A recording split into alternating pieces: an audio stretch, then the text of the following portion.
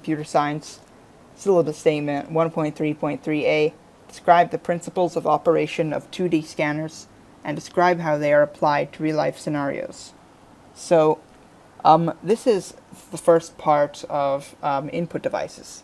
Now I decided to have one video equals one input device because it's a little bit easier to find a specific input device that you want, and the videos are much shorter that way.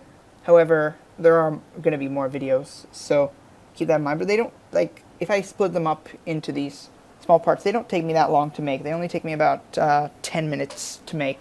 So, well, as opposed to an hour or two for a normal 10-minute video. Well, an hour plus a lot of breaks. But anyway, let's go ahead and get started with this. So there are quite a lot of devices that we have to cover in this topic, but hopefully we'll get through, I guess. Alright, so, yeah. A 2D scanner is, I'm pretty sure everyone knows what it is, or has heard of one or used one, and it's pretty much something that can scan or input like a physical object, usually paper documents, and storing them in a computer in an electronic form, such as a PDF or a JPEG. A scanner kind of looks like this. So, an example of the use of a scanner we're going to get to later, but like scanning passports at airports, and we're going to be discussing that towards the end of the video, when they apply to real-life scenarios. So here's how a scanner works. The document is placed on the glass panel of the scanner. A bright light is emitted, illuminating the document, usually from a xenon lamp. A scan head is moved across from under the panel, scanning the document. Now you can kind of see that if you ever scan a document without the lid covering it, you can kind of see this light move across the panel. That's pretty much the scan head, which is moved across.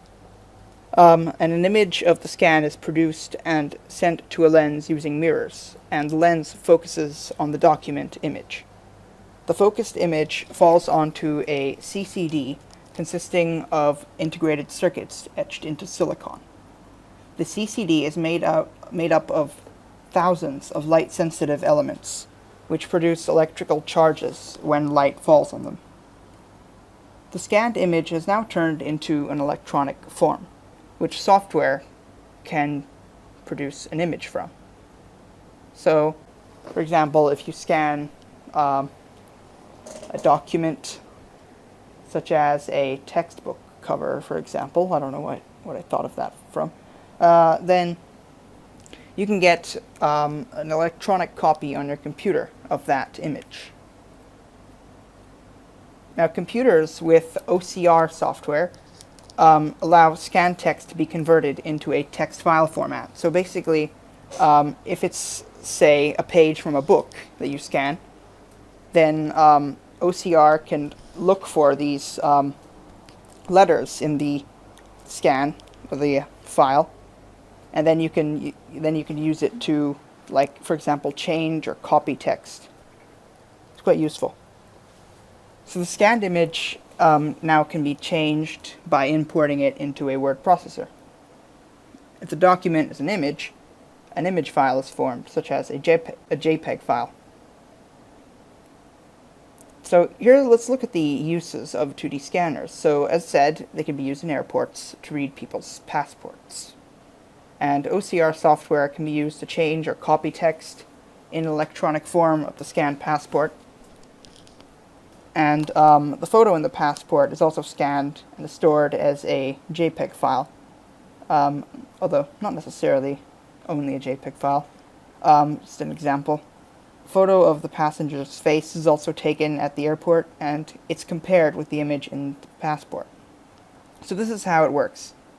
When the two images are compared, software will check the distance between the eyes in both images, the nose width, the shape of the cheekbones, the length of the jawline, and the shape of the eyebrows. So this is all for security, pretty much, in an airport. if they want to check that you are the same person from the passport that you're using, just to make sure that it is actually you and that you're not stealing somebody's passport, then they will do that just for security.